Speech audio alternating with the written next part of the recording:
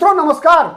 2024 के लोकसभा चुनाव के बाद विपक्ष लोकसभा चुनाव से पहले जो गठबंधन बना था विपक्षी दलों का, जिसे विपक्ष इंडिया अलायंस कहता है और भारतीय जनता पार्टी और सत्ताधारी पक्ष इसे इंडी अलायंस कहती है, उसकी 2 वर्षों के बाद आज बैठक हो रही है दोस्तों। और ये बैठक जो बुलाया गया है वो ममता बनर्जी के पहल पर बुलाई गई है दोस्तों। उस ममता बनर्जी के पहल पर जो ममता बनर्जी इंडिया गठबंधन के, जिसे हम कहते हैं ना कि अंदर जो एक मारक क्षमता, जो एक किलिंग इंस्टिंक्ट नहीं आ पाई थी 2024 के लोकसभा चुनाव में, जिस कारण से लोकसभा चुनाव से पहले इंडी गठबंधन बिखरा था, जिस कारण से नीतीश कुमार को इंडिया गठबंधन से बाहर जाना पड़ा था, तो ममता बनर्जी की पहल पर ही राहुल गांधी ने इस गठबंधन की आज बैठक बुलाई है दोस्तों। इस बैठक में कई मुद्दों पर चर्चा होगी, लेकिन सबसे बड़ा मुद्दा जो इंडिया गठबंधन के सामने है कि क्या वो 2029 के लोकसभा चुनाव में नरेंद्र मोदी को चुनाव में हरा पाएगी। ये बड़ा सवाल है दोस्तों। आप क्या सोचते हैं कमेंट करके बताइएगा, और इसी का जवाब आज इस वीडियो में मैं ढूंढने का प्रयास करूंगा दोस्तों। और मेरा आग्रह होगा आपसे कि या तो आप सत्ताधारी पक्ष के समर्थक हो या विपक्ष के समर्थक हो, या आप बीजेपी के समर्थक हो या बीजेपी के विरोधी हो, आपको पूरा वीडियो देखना चाहिए दोस्तों। क्यों देखना चाहिए? वो जब आप देखेंगे तो समझ पाएंगे मुझे लगता है। और वीडियो देखने के बाद अपना कमेंट जरूर कीजिएगा मित्रों कमेंट बॉक्स में आकर। और अगर हमारा विश्लेषण पसंद आए तो इसे लाइक कीजिएगा, शेयर कीजिएगा जरूर। और अब तक यदि पॉलिटिकल आइडिया को सब्सक्राइब नहीं किया है आपने तो सब्सक्राइब जरूर कर लीजिएगा दोस्तों। मैं हूं प्रदीप कुमार और आप देख रहे हैं पॉलिटिकल आइडिया। मित्रों, कहा जाता है कि किसी भी पार्टी के चुनाव में भारतीय राजनीति में जीत और हार में सबसे बड़ा फैक्टर होता है एंटी इनकम्बेंसी। लगातार, चूंकि इसलिए मैं बता रहा हूं दोस्तों कि कई बार एक अलग प्रकार का जिसे हम कहते हैं ना अनुभूति होती है सोशल मीडिया पर जुड़े रहने पर। सोशल मीडिया चूंकि 2 स्पष्ट भागों में विभाजित है। बहुत कम लोग हैं दोस्तों जो पक्ष और विपक्ष दोनों की बातें किया करते हैं। कम से कम मैं ऐसा मानता हूं कि मेरा यह सौभाग्य है कि मेरे चैनल से दोनों पक्ष के लोग जुड़े हुए हैं। तो इसीलिए आप किसी भी पक्ष के हो, आपसे आग्रह है पूरा वीडियो देखिएगा। तो दोस्तों, जो मैंने सवाल किया कि क्या नरेंद्र मोदी को, क्या इस भारतीय जनता पार्टी को लोकसभा चुनाव 2029 में हराया जा सकता है, तो जवाब है हाँ, हराया जा सकता है। हराया जा सकता है। क्यों हराया जा सकता है? तो इसका जवाब है दोस्तों कि इस देश की चुनावी राजनीति में चाहे 1952 का चुनाव हो, चाहे अभी अभी संपन्न हुआ 5 राज्यों का विधानसभा चुनाव हो, जो कॉमन फैक्टर जो चुनाव जीत और हार का कारण बनता है दोस्तों, वो है एंटी इनकम्बेंसी, यानी वर्तमान सरकार के खिलाफ असंतोष। तो भारतीय जनता पार्टी, नरेंद्र मोदी 2029 का जब लोकसभा चुनाव लड़ रहे होंगे दोस्तों, तो 15 वर्षों का एंटी इनकम्बेंसी होगा। और एंटी इनकम्बेंसी इसलिए काम करता है दोस्तों कि अगर कोई सरकार बहुत अच्छा भी काम करती है, कितना भी अच्छा काम कर ले दोस्तों, तब भी जन भावनाओं को संतुष्ट करना किसी भी सरकार के लिए लगभग असंभव होता है। तो इसीलिए 15 वर्षों का एंटी इनकम्बेंसी पर्याप्त होता है किसी भी पार्टी को चुनाव में पराजित करने के लिए।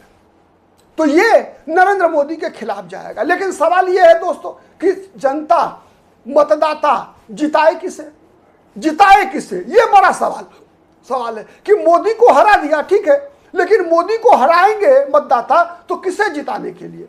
यह बड़ा सवाल है। चूंकि हमारा देश का इतिहास गवाह है दोस्तों, और कई राज्यों का चुनाव का परिणाम गवाह है कि उन्हें, अगर हम राष्ट्रीय राजनीति से ही अगर गौर करें दोस्तों, तो 1947 से लेकर 1952 में पहला आम चुनाव होता है, और तब से लेकर 1971 तक कांग्रेस पार्टी चुनाव नहीं हारी।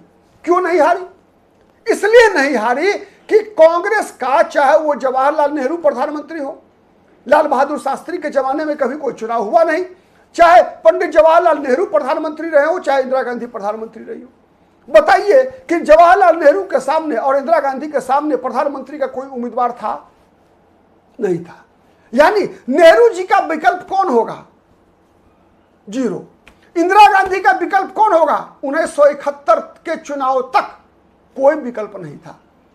और यह सबसे बड़ा कारण था दोस्तों कि जवाहरलाल नेहरू की सरकार से नाराजगी के बावजूद, चाहे कई कारण हो, चाहे वो जिसे हम कहते हैं ना कि एक तरह से भारत में अकाल भी पड़ा था दोस्तों, खाद्य संकट उत्पन्न हुआ, भारत हार गया चीन से युद्ध में, तब भी कई ऐसी आपदाएं आई 1952 से लेकर 1971 के भी दौरान, लेकिन फिर भी जनता के पास चूंकि विकल्प नहीं था, कोई दूसरा विकल्प नहीं था, इसीलिए जनता अंततोगत्वा पंडित जवाहरलाल नेहरू और इंदिरा गांधी को ही चुनाव में जिताती रही। जिन किसी भी राज्य में आप याद कीजिए दोस्तों, 1967 के विधानसभा चुनाव में कई राज्यों में जनता को कांग्रेस का विकल्प मिला, चाहे वो बिहार रहा हो, चाहे वो उत्तर प्रदेश रहा हो, वहां कांग्रेस सत्ता से बाहर हो गई। जब तमिलनाडु में द्रविड़ मुनेत्र कड़गम सी के अन्नादुरई के नेतृत्व में विकल्प मिला तो कांग्रेस सत्ता से बाहर हो गई। तो ये उदाहरण पर्याप्त है आपको समझने के लिए। तो सत्ता परिवर्तन हुआ कब? सत्ता परिवर्तन हुआ 1977 में, आपातकाल के बाद। क्यों हुआ? अगर कल्पना कीजिए दोस्तों कि आपातकाल देश पे लगा हुआ था और आपातकाल के खिलाफ सभी पार्टियां 1977 से पहले जैसे चुनाव लड़ा करती थी। जनसंघ अलग, कम्युनिस्ट पार्टियां अलग, संसोपा संयुक्त सोशलिस्ट पार्टी अलग, प्रसोपा प्रजा सोशलिस्ट पार्टी अलग, स्वतंत्र पार्टी अलग। अगर अलग अलग चुनाव लड़ रही होती तो क्या 1977 में भी इंदिरा गांधी को चुनाव में हराया जा सकता था? नहीं हराया जा सकता था। कारण उदाहरण से लीजिए, इसलिए कि 1977 के लोकसभा चुनाव में भी दक्षिण भारत में कांग्रेस पार्टी को चुनाव में जीत मिली थी। और जीत इसलिए मिली थी दोस्तों क्योंकि दक्षिण भारत से कोई ऐसा चेहरा कांग्रेस के खिलाफ नहीं था जो इंदिरा गांधी का विकल्प के रूप में दिखाई दे। वैसे जैसे बिहार जैसे राज्यों में, जैसे महाराष्ट्र, गुजरात जैसे राज्यों में विपक्ष का चेहरा दिखता था। विपक्ष का चेहरा यानी मोरारजी देसाई पार्टियों का मर्जर हो गया था। संसोपा, प्रसोपा, जनसंघ सब मर्ज कर गई थी और सबने एक पार्टी का गठन कर लिया था। और सबके नेता कौन थे? सबके नेता थे लोकनायक जयप्रकाश नारायण।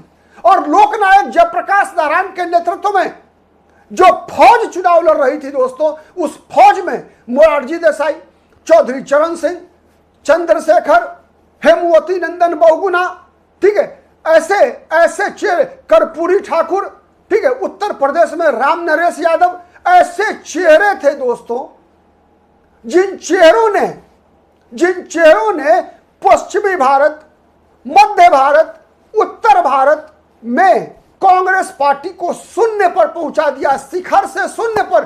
उत्तर प्रदेश, बिहार जैसी राज्यों में कांग्रेस पार्टी का खाता तक नहीं खुला था। कारण था एक पार्टी, एक नेता। एक पार्टी बन गई थी जनता पार्टी। जनसंघ, संसोपा, प्रसोपा, ऐसी जितनी पार्टियां थी दोस्तों, सब आपस में मिल गई और बन गई थी जनता पार्टी। और उसके नेता कौन थे? लोकनायक जयप्रकाश नारायण, जैसा मैंने बताया, राजनारायण, मोरारजी देसाई, बाबू जगजीवन राम, समाज के हर वर्ग के, उत्तर प्रदेश के, बिहार के, मध्य प्रदेश के, यहां मध्य प्रदेश के रघु ठाकुर समाजवादी नेता बड़े हुआ करते थे। उड़ीसा से बिजू पटनायक, रवि राय जैसे बड़े नेता हुआ करते थे दोस्तों, श्रीकांत जेना, ठीक है। तो अलग अलग राज्यों से अलग अलग नेता लोकनायक जयप्रकाश नारायण के नेतृत्व में सत्ता परिवर्तन के लिए अलख जगा रहे थे। तो उसका असर महाराष्ट्र, गुजरात, मध्य प्रदेश, राजस्थान, हिमाचल प्रदेश, दिल्ली, पंजाब में अकाली दल साथ में थी, ठीक है। तो इन सभी राज्यों में इसका प्रभाव पड़ा। और प्रभाव पड़ने का परिणाम क्या हुआ? 1977 में पश्चिम बंगाल में ज्योति बसु, सीपीएम, तो ऐसे इंदिरा गांधी को सत्ता से बाहर कर दिया। क्यों? इसलिए कि एक पार्टी बनी, एक नेता लोकनायक जयप्रकाश नारायण का कद इतना बड़ा बना। और लोकनायक जयप्रकाश नारायण ने कहा क्या? लोकनायक जयप्रकाश नारायण के बारे में सबको पता था चुनाव से पहले ही कि लोकनायक जयप्रकाश नारायण का मतलब क्या है? देश को दूसरा गांधी। एक गांधी जिसने देश को आजादी दिलवाई 1947 में, लेकिन वो सत्ता का लोभी नहीं था, सत्ता का लोभी नहीं था, वो देश को आजाद कराने निकला था। सत्ता जवाहरलाल नेहरू को सौंपकर खुद चला गया, क्योंकि वही भरोसा लोकनायक जयप्रकाश नारायण पर था कि यह सत्ता लोभी नहीं है। अगर सत्ता लोभी होता तो पंडित जवाहरलाल नेहरू की सरकार में यह बड़ा उप प्रधानमंत्री तक ऑफर था लोकनायक जयप्रकाश नारायण को, नहीं तैयार हुआ। तो सत्ता का लोभी नहीं था लोकनायक जयप्रकाश नारायण। संपूर्ण क्रांति के लिए लोकनायक जयप्रकाश नारायण के नेतृत्व में आंदोलन चल रहा है। तो यह भरोसा, क्या सवाल है कि क्या ये इंडिया गठबंधन वो भरोसा जगा पाएगी? अगर ये भरोसा जग गया दोस्तों, तो नरेंद्र मोदी को हराने से कोई नहीं बचा सकता। इसलिए नहीं बचा सकता कि आज भी वर्तमान में जो एनडीए है उसके पास 40 से 43% का वोट मैक्सिमम गया है। सहमत है या नहीं सहमत है, कमेंट करके बताइएगा। तो जब तक इस इंडिया अलायंस को, या भारतीय जनता पार्टी के भाषा में इंडी गठबंधन को, इंडी गठबंधन ये साबित नहीं करेगी कि वो उसके पास नरेंद्र मोदी से बेहतर मॉडल है शासन का, नरेंद्र मोदी से बेहतर देश को चलाने वाला नेतृत्व है, और वो नेतृत्व सत्ता का लोभी नहीं है, क्या विपक्ष ऐसा चेहरा ढूंढ पाएगा? यह बड़ा सवाल है दोस्तों। अगर ये चेहरा अगर विपक्ष ने ढूंढ लिया तो नरेंद्र मोदी को हराना 2029 में आसान है। 15 साल का एंटी इनकम्बेंसी मैंने बताया आपको, 15 साल का। तो ऐसा चेहरा होना चाहिए दोस्तों जो नरेंद्र मोदी, आज क्या है, नरेंद्र मोदी समाज के एक बड़े वर्ग के बीच उम्मीद का कारण है। चाहे जो भी कारण हो, चाहे जो भी कारण हो, कारण नंबर 1 सबसे बड़ा जो मैंने बताया शुरुआत में कि क्या नेहरू और इंदिरा गांधी से बेहतर विकल्प विपक्ष के पास है। तो आज नरेंद्र मोदी के चुनाव जीतने का सबसे बड़ा कारण यही है कि क्या नरेंद्र मोदी से बेहतर नेता विपक्ष के पास है। यह विपक्ष को देना होगा, विपक्ष को यह चेहरा देना होगा दोस्तों, और विपक्ष को यह साबित करना होगा कि हम सत्ता के लोभी नहीं हैं, हम व्यवस्था बदलना चाहते हैं, हम देश को नरेंद्र मोदी से बेहतर आर्थिक प्रगति दे सकते हैं। क्या मनमोहन सिंह जैसा कोई अर्थशास्त्री विपक्ष के पास एक वित्त मंत्री के रूप में मौजूद है जिसको दिखाए जनता को, मतदाताओं को भरोसा जगा सके कि भारत की जो आर्थिक स्थिति आज, हम वर्तमान जो आर्थिक स्थिति है नरेंद्र मोदी के सरकार के दौरान, 15 वर्षों के दौरान, 29 में कह रहा हूं, क्या उससे बेहतर विकल्प विपक्ष के पास कोई वित्त मंत्री के रूप में होगा? कोई ऐसा नेता होगा जो नरेंद्र मोदी से ज्यादा बेहतर आशा जगा सके, उम्मीद जगा सके जनता के अंदर? क्योंकि उम्मीद को पूरा करना किसी भी नेता के लिए संभव है दोस्तों। जैसे जवाहरलाल नेहरू के लिए संभव था, इंदिरा गांधी के लिए संभव था, वैसे ही स्वीकार करना होगा, चाहे आप समर्थक बीजेपी के हो या सब विरोधी हो बीजेपी के, चाहे आप कांग्रेस के समर्थक हो चाहे कांग्रेस के विरोधी हो, आपको स्वीकार करना होगा कि उम्मीद को पूरा करना असंभव है, कभी भी नहीं होता। आप जितना देंगे ना उससे ज्यादा, ये दिल मांगे मोर वाली स्थिति होती है। ये दिल मांगे मोर, और उम्मीद किससे ज्यादा होता है? जो जितना डिलीवरी करेगा ना दोस्तों, उससे उतना ज्यादा उम्मीद होगा। इस देश की जनता को कभी भी इंद्र कुमार गुजराल और एसडी देवगौड़ा और चौधरी चरण सिंह और चंद्रशेखर की सरकारों से कोई उम्मीद नहीं थी। क्यों नहीं थी उम्मीद? इसलिए उम्मीद नहीं थी कि इन लोगों के बारे में पता था कि ये कब आए और कब चले जाएंगे पता ही नहीं चलेगा। क्योंकि वो सरकारें जो बनी थी वो परिस्थितियों की सरकार बनी थी, जनता के जनादेश से सरकार नहीं बनी थी। चाहे चंद्रशेखर बने हो, चाहे देवगौड़ा बने हो, चाहे इंद्र कुमार गुजराल बने हो, ये सभी प्रधानमंत्री दोस्तों, और मनमोहन सिंह भी देश की जनता के जनादेश से नहीं बने थे। जनादेश नहीं था इनके पक्ष में, ये जोड़ तोड़ करके सरकार बनी थी।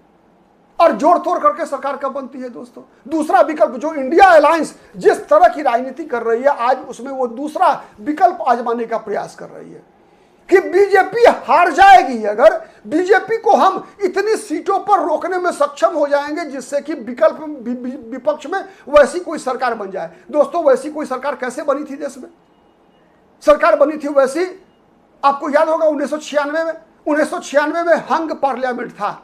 हंग पार्लियामेंट, पीवी नरसिम्हा राव को लोगों ने हराया था, लेकिन जिताया किसी को नहीं था। सबसे बड़ी party, single largest party Bharatiya Janata party बनी थी, लेकिन प्रधानमंत्री कौन बने? एसडी देवगौड़ा। कुछ दिन में चली गई सरकार। क्यों चली गई सरकार? इसलिए कि सीताराम केसरी जो कांग्रेस के अध्यक्ष थे वो खुद प्रधानमंत्री बनना चाहते थे। मुलायम सिंह यादव प्रधानमंत्री बनना चाहते थे। लालू यादव ने प्रधानमंत्री बनने का प्रयास किया था। ज्योति बसु को प्रधानमंत्री का ऑफर किया गया था। ज्योति बसु तैयार थे, लेकिन उनकी पार्टी तैयार नहीं थी। तो ये कब होता है दोस्तों? जब कुर्सी पर कोई कमजोर व्यक्ति होता है, जैसे पीवी नरसिम्हा राव। पीवी नरसिम्हा राव कमजोर प्रधानमंत्री के रूप में नहीं थे, लेकिन एक नेता के रूप में कमजोर थे। जिस प्रकार की अपील देश के जनता के मतदाताओं के सर पर चढ़कर बोलने वाला अपील जिस तरह का नरेंद्र मोदी का है दोस्तों, नरेंद्र मोदी का मुकाबला केवल पंडित जवाहरलाल नेहरू, इंदिरा गांधी, अटल बिहारी वाजपेयी और राजीव गांधी की सर से ही की जा सकती है। क्योंकि इन सभी नेताओं का अलग अलग कारणों से पब्लिक फेस था। जनता इनके इशारे पर नचती थी। सच है या नहीं है? सच्चाई है ये ना कि नरेंद्र मोदी, इंदिरा गांधी, पंडित जवाहरलाल नेहरू, राजीव गांधी और अटल बिहारी वाजपेयी, ये इतने प्रधानमंत्री देश के अंदर हुए दोस्तों, जिनको सुनने के लिए लोग कई किलोमीटर चलकर पैदल उनकी जनसभाओं में पहुंचते हैं। उनकी बातों पे भरोसा करके वोट डाला जाता था। इंदिरा गांधी, राजीव गांधी के जमाने में कहा जाता था दोस्तों, कहा जाता था कि जात पर ना पात पर मुहर लगेगी हाथ पर इंदिरा जी की बात पर। यही नारा था ना। कोई जातीय समीकरण बनाने की आवश्यकता नहीं पड़ती थी, कोई धार्मिक समीकरण बनाने की आवश्यकता नहीं पड़ती थी। अटल बिहारी वाजपेयी, अब की बारी अटल बिहारी, लाल किले पर कमल निशान मांग रहा है हिंदुस्तान, यह नारा लगता था वाजपेयी के बारे में 1996, 1998, 1999 के लोकसभा चुनाव के दौरान। सच है या नहीं है? 2014 में बहुत हुई महंगाई की मार, अब की बार मोदी सरकार, नारा लगता था कि नहीं लगता था?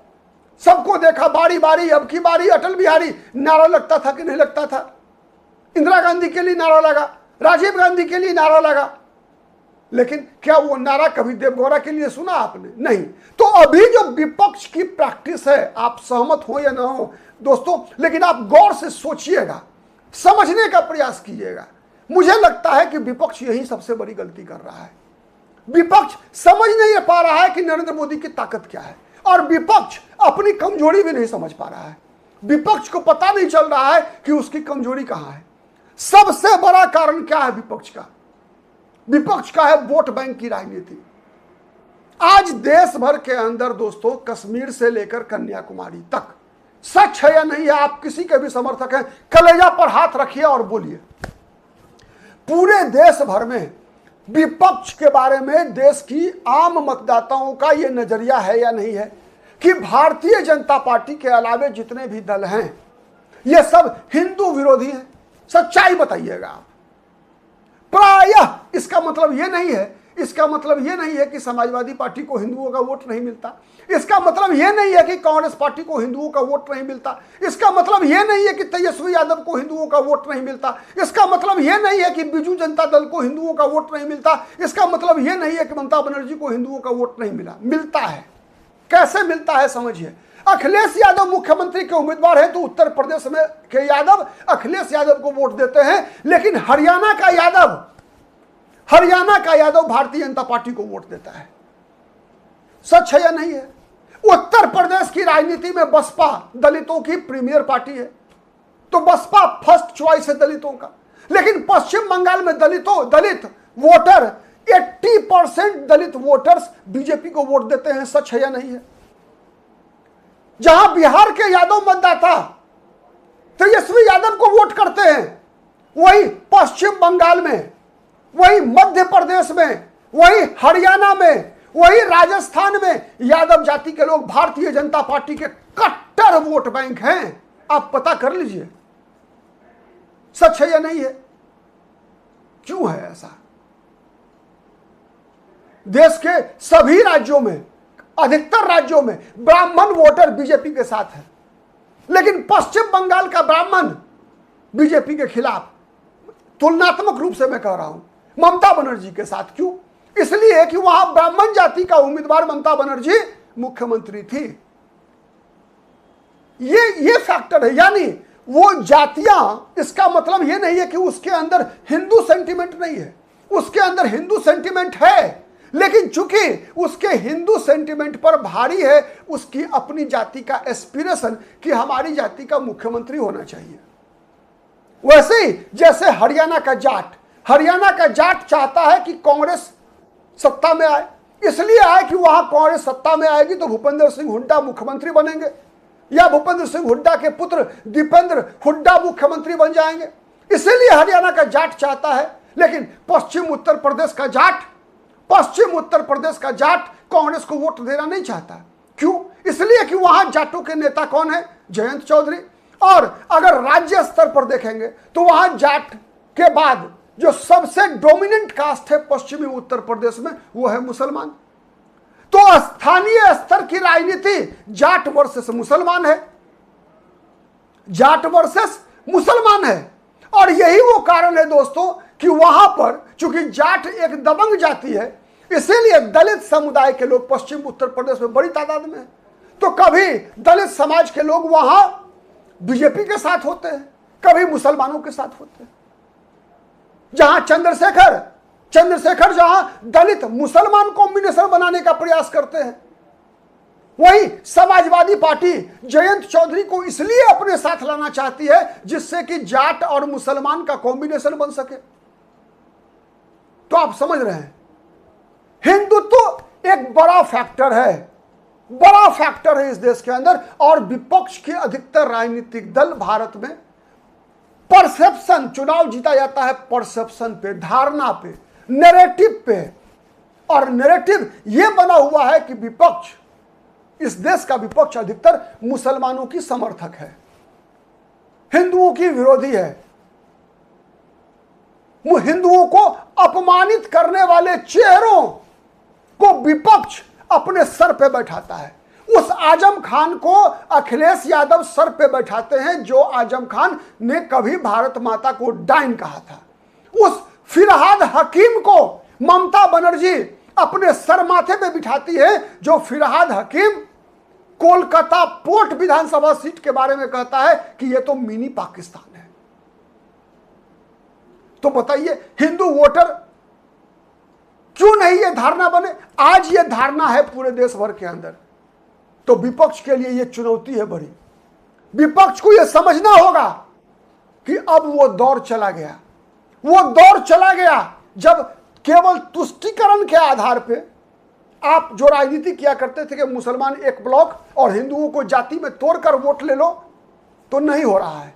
न बिहार में हुआ, न पश्चिम बंगाल में हुआ, न असम में हुआ, न उत्तर प्रदेश में होगा, न हरियाणा में हुआ, कहीं नहीं हुआ। होगा क्या? उत्तर प्रदेश में क्या होगा? यादव मुसलमान एक साथ। बिहार में यादव मुसलमान एक साथ।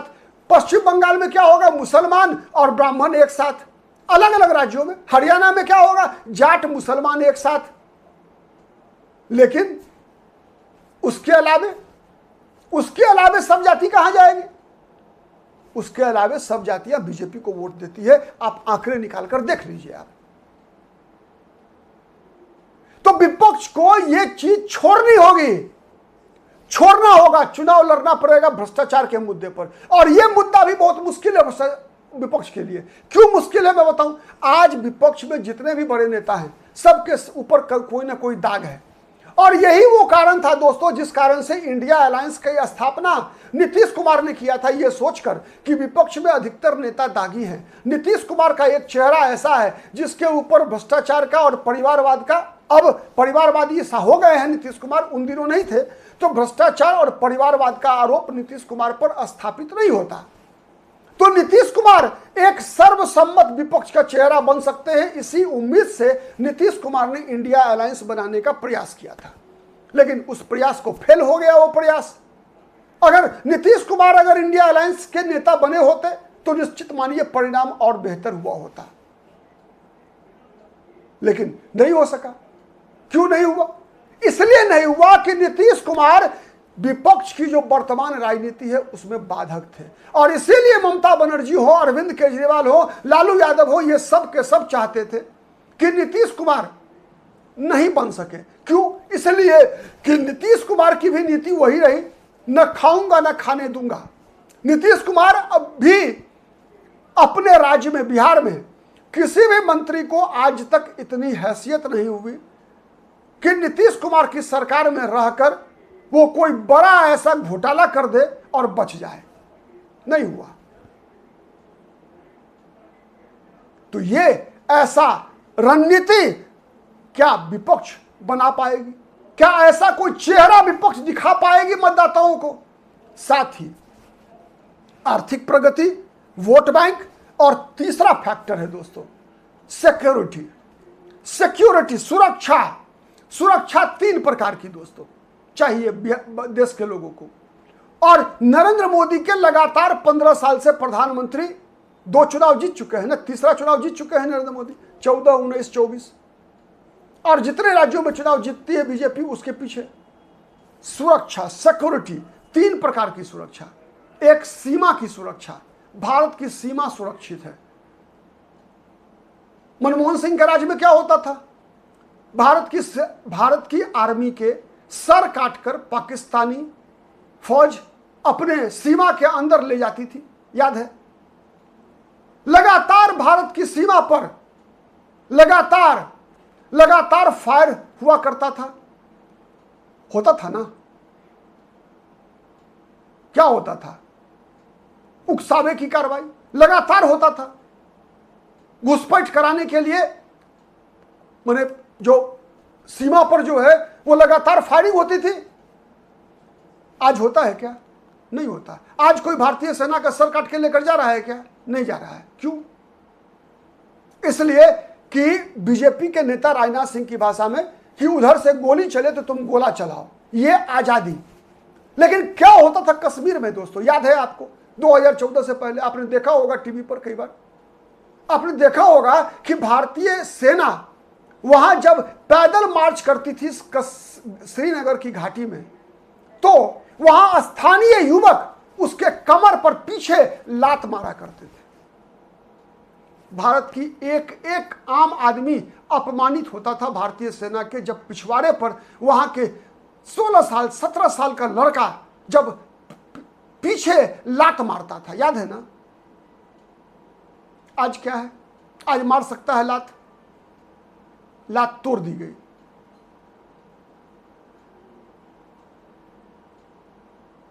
तो ये चीजें, सीमा की सुरक्षा। दूसरा, पूरे देश भर में याद कीजिए क्या होता था? बॉम्ब ब्लास्ट अलग अलग जगहों पे होता था या नहीं होता था? बॉम्ब ब्लास्ट हर जगह। आतंकवादी हमले होते थे, आत्मघाती हमले होते थे, बस स्टैंड में, रेलवे प्लेटफॉर्म पर, मंदिरों में, अदालतों में होता था। यह सुरक्षा। और तीसरी, सामाजिक सुरक्षा। सामाजिक सुरक्षा याद कीजिए उत्तर प्रदेश में अखिलेश यादव के शासनकाल के दौरान, याद कीजिए लालू यादव और राबड़ी देवी के शासनकाल के दौरान बिहार की कानून व्यवस्था, नक्सली हिंसा, अपहरण, जातीय नरसंहार, दंगा, याद है? लड़कियों के साथ दुर्व्यवहार, ये सब चीजें, ये सुरक्षा। इसका भरोसा क्या इंडिया अलायंस दे पाएगी? कोई ऐसा नेता, नीति और नियत, 3 आधार पर मतदाता चुनाव के दौरान चेहरों का चयन करते हैं। दोस्तों, अभी तमिलनाडु का विधानसभा का चुनाव का परिणाम बहुत बड़ा उदाहरण है। इसलिए उदाहरण है कि तमिलनाडु का इतिहास है हर 5 साल पर सरकार बदलने का। इस बार बदला, लेकिन नंबर था AIADMK का, नहीं आया, इसलिए कि TVK के रूप में तीसरा विकल्प मिला। पॉलिटिकल आइडिया से जितने भी दर्शक जुड़े हुए हैं दोस्तों, आपको याद होगा मैंने कहा था कांग्रेस सुसाइड कर रही है DMK के साथ गठबंधन करके। तब जब कांग्रेस पार्टी को TVK ने खुलेआम ऑफर किया था 60 विधानसभा सीट और मंत्रिमंडल में 6 स्थान, कांग्रेस ने अस्वीकार कर दिया था विधानसभा चुनाव से पहले। तो मैंने वीडियो बनाकर कहा था कांग्रेस ने सेल्फ गोल किया है। अंततोगत्वा कांग्रेस तो गई TVK के साथ, लेकिन कब गई? आज 60 लड़ी होती, 25 जीते होते, 30 जीते होते। आज मात्र 5 विधायकों के साथ गई है TVK के साथ। यह नहीं होता। यह राजनीति क्या विपक्ष दे पाएगी? जब तक विपक्ष साबित नहीं करेगा कि नरेंद्र मोदी से बेहतर विकल्प उसके पास है, तब तक नरेंद्र मोदी का सत्ता हिलाना संभव नहीं है। आप क्या सोचते हैं बताइएगा कमेंट करके दोस्तों। और अगर वीडियो पसंद आए तो आपसे रिक्वेस्ट है, प्लीज शेयर कीजिएगा। आज के लिए इतना ही, फिर मुलाकात होगी किसी अन्य मुद्दे पर। तब तक के लिए नमस्कार।